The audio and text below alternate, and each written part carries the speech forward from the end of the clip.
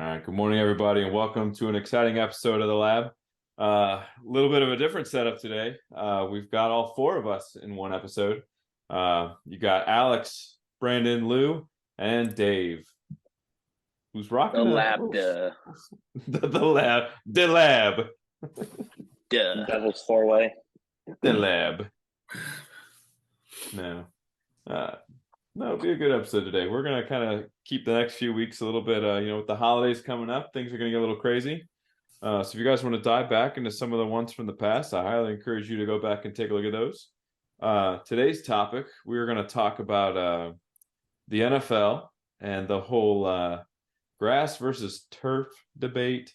We've had over the last few weeks, both college and NFL, an accumulation of Achilles ruptures, ACL tears,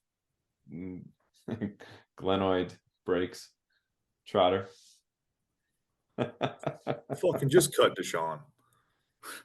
At this point, just cut him. It's the worst trade. 230 million. Oh, you don't get the same result. Yeah. PJ Who's Walker the backup? Heisman. Is PJ backup?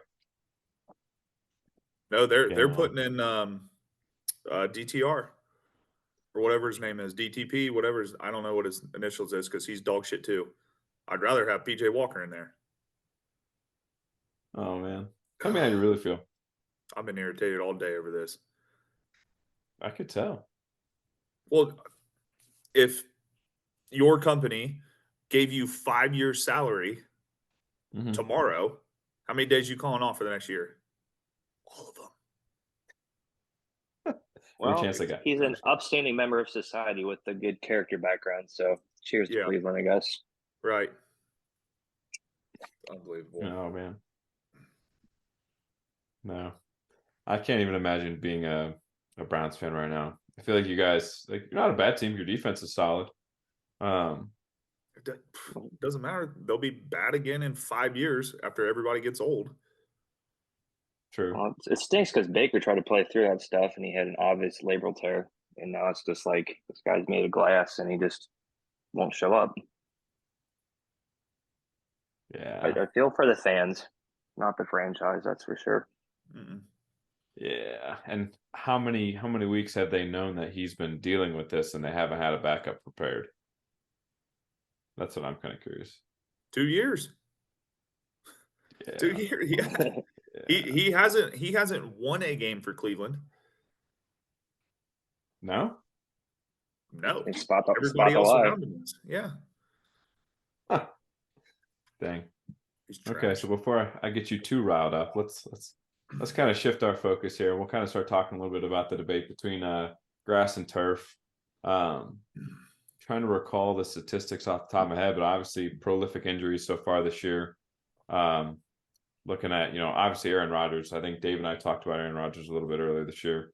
What are the statistics right now between Achilles ruptures on grass versus turf, first of all? Does anyone know off the top of their heads? I think it's like plus 40%. Plus 40% on grass or turf? On synthetic turf. Oh wow! I didn't realize it was that high. Specifically, I think they blacklisted like 4 or 5 stadiums.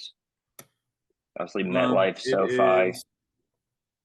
Based on this report from Mini Gazette, 16% higher risk of lower extremity trauma. Okay.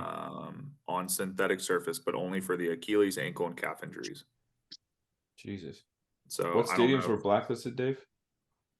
MetLife, SoFi, Bengals are listed. They have like a few different across the league that they're all just like looking to get replaced via the NFLPA. But those are just like a couple off the top of my head. Yeah. Wow. Yeah, I thought I read a report, but again, it could just be biased. That the Bengals stadium, like underneath their concrete, like the level was uneven at like different stages of the actual turf, which played like a significant role.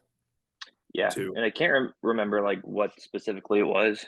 I mean, I think of it like some of it's like playing on concrete, others it's uneven, and they have a specific type of artificial turf that they like versus I can't remember. He just had more propensity to catch a cleat and Yeah. obviously stick. Hmm. But yeah, the Jeez, NFLPA is kind of ahead of this. In my uh, stats could kind of read, 40% incidence rate across all turf field too. So yeah, what he said there is specific to the calf and ankle, and that's like obviously exclusive of Achilles ruptures, tears, etc. too. So it's getting to be pretty significant. Damn, I didn't realize it was that high, let alone that different. Um, so I guess why this year of all years has there been such a huge increase then in Achilles tears and in um, ACL tears then? I mean, it's not like the turf is the turf any different than it's been in the last 2 or 3 seasons? I think it's press. Like there's a few Oh, you mean players like that just there's got, yeah, they're making a bigger deal out of it now. huh. Yeah. It's like the So hot then topic. why But this see, year of all years? Because of I Aaron mean, Rodgers, do you think? but didn't he have a calf injury leading into that game? Like he had like like a calf strain or something like that. He was That's wearing a definitely sleeve through most of rookie or that's mini Joe. camp, That was right? Joe. That was That Joe. was Joe. Yeah, I'll look. Aaron's was a I'll freak look. accident. Okay. Yeah, Yeah. Joe was the hot topic before the season. But yeah, there's a number of players who have had like multiple incidences playing on this synthetic stuff. J.K. Dobbins, Kenny Galladay, OBJ, just like bigger names are starting to get taken down. And obviously, this year's the year of the quarterback. So your franchise cornerstones get taken out by Achilles ruptures. Obviously, it's going to catch, you know, uh, the news headlines. At least that's So kind of like my opinion on it. I did find an article. Trotter, you were right. He did incur a calf injury during the workouts with the Jets back in May. It looks like. I mean, Cool. I don't know if that's correlating, but you can only assume. Yeah. I don't know if it's the same ankle or not. I mean, that'd be something to look into way more of. But yeah, he did have. Yeah, they I called think it minor. we talked about this too one day at the gym, and I'm gonna butcher it, so I'm gonna try to see if I can like jumpstart Brandon's brain. I'm But ready to go. yeah. Well, do you remember when we were talking about this subject? And I think you had said something that if you watch like a lot of the athletes, their cuts are so far off of their like center of mass now to like create that separation that they're putting themselves more at a risk of tearing. Or I forget what it was, but I hope that was enough to jumpstart your thought Yeah, process. the farther you put your foot outside your center of mass, the more braking force you're going to get, but that's also going to be a higher load that you're going to have to handle. Yeah. Then you're going to have to come right out of that break at a quick movement, and then once you go into that plant on the ball of your foot, that's usually where you see the Achilles go. Yeah. Sure. Well, then You you can got argue like a compromised like joint this, angle too. Yeah. yeah, this deceleration phase and all that kind of stuff. I mean, once you dig your heel into the ground like that, it's a pretty much a extended leg. I mean, that's the only way you're going to be able to stop that Yep. much speed at that force. I mean, your leg's pretty much straight, so either the ankle's going to give or you're going to slide. Mm-hmm. Or if you get lucky enough, you're gonna have a good plant and get out. So a lot of it comes down to like the depth of what how much beads are in the turf and things like that. But Yeah. Hmm. Yeah. So do you think this then is you just get like like a fad kind of thing, or do you guys think that they're going to have to start making changes and going back to grass in the future? Like, what's the I don't know. solution I to mean, obviously all this hype? turf's been around for a long time, and like you're all of a sudden starting to see all this stuff happen. So I mean, Mhm. the science is getting more in depth. So people are playing at a longer age. So if you look at all the besides like J.K. Dobbins, I mean, if you look at all the people that have torn all these, I mean, they're old, 35, 33, 34, 35, 36-year-old guys. Things like that. I mean, I think the training they've been going through is different. So I mean, they're kind of getting back into that. Once you get a little older, you're not going to push yourself as much like that, so your body's not as prepared. Cleats are changing all the time, so you're trying to get how light can you make cleats nowadays? I think that maybe that's got a little something to do with it, things like that. So I mean, I think there's a bunch of different variables, but just there and sit there and say that it's strictly the turf. But no one ever said anything about why Kirk Cousins tore his when he did it on grass. Yeah. So Well, That's true. I think too that so many players, I mean, there's way more route running now as well. So like they're being put in positions to tear them or injure themselves way more often. And then a lot of them, they're stronger, they're faster, they're bigger, they're more explosive. So like if you're not, I mean, your just risk of injuries just goes up as it goes. Well, the more Yeah. everybody's trying to get into all the plyometrics and ankle stiffening drills and all that kind of stuff. Or if you make something too stiff, it's going to snap. You know, you got to find the middle ground of what's mobile, what's not enough mobile, what's not stiff enough, and kind of find that middle ground. So I mean, it's just kind of a give and take. Take away I so also much don't too see much much like elasticity. I don't see much deceleration training. Period. It all seems to be just plyometric and force generation, which inherently you're kind of risking tendinosis or a breakdown of the actual tendon too. Just from like a global like training perspective, it seems like eccentrics are kind of falling out of phase, and it's all just rapid power development because you can measure it. It's Yeah. it's really strange. That brings up kind of like our old talk when we had Joey G on there, and he kind of found a way to incorporate like deceleration drills year round. So like maybe more coaches need to look into that and actually start incorporating that more into their year-round training, especially in season, obviously. Well, I mean, Brandon's implemented that. I mean, a little bit before like Joey G that talk, but I've noticed it a lot more too. Like in the gym, like just peeking over and stuff like that. And we don't have a ton of kids rolling ankles, blowing knees.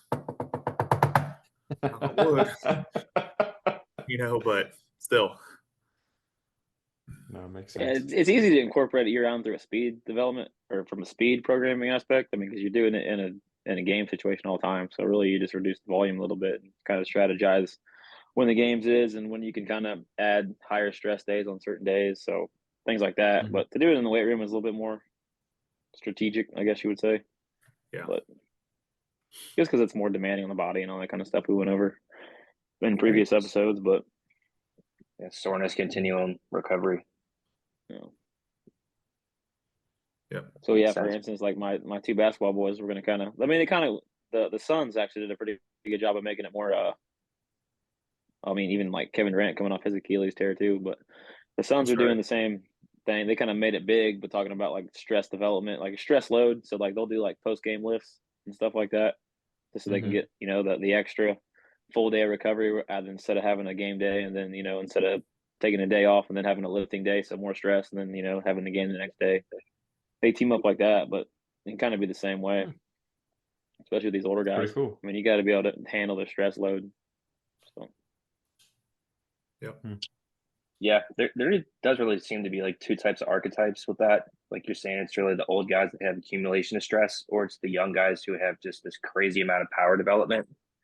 And I think that one might be more highly correlated towards the actual turf itself, rather than, of course, like the Kirk Cousins type of injury. Yeah. But yes, the strategic amount of like loading with the fatigue sounds like a very smart thing to do, especially if you have the opportunity to do it. I'd be interested to know the difference between like how much like grip in a sense your cleats get in grass versus turf. Like how much give is it? Like how much do the beads give compared to how much does the soil give? Well, it depends. Think about too. It depends on the type of cleat though. You remember how like they used to have like molded ones, like Nike would have like the mold ones for turf, and then like you'd have like the metal tips for the natural and stuff like that for like wet games. But they're shaped so differently too. So like what's not to say that it's the mold of the cleat? Yeah, if there's a difference between brands, like a lot of everybody's got to wear Nike now. So what's the difference between like a Nike mold and the contact points of the cleat versus like what Adidas has or something like that? Right. Yeah. Like looking at the difference between like American sports and like European sports, like how many different like soccer and rugby, for example, over in the UK or over in Europe, a lot of them play on grass pitches. So like they don't have a whole abundance of like turf over there. So like I would even be curious to see like what's the comparison between like European sports and Achilles tear ACL compared to American with being on the turf. How many of these? It was J.K. Dobbins. His was contact, wasn't it? Let's look. I'll check real quick.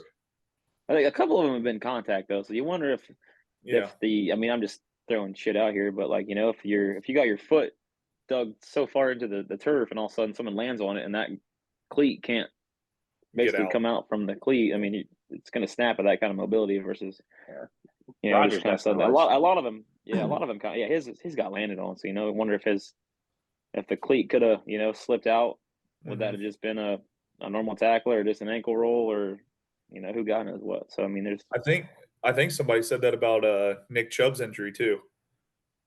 Like, because his cleat was just, I mean, it was planted. It was gross. I mean, there's a million different variables to sit there and say that nope, it's strictly the turf and things like that. And Right.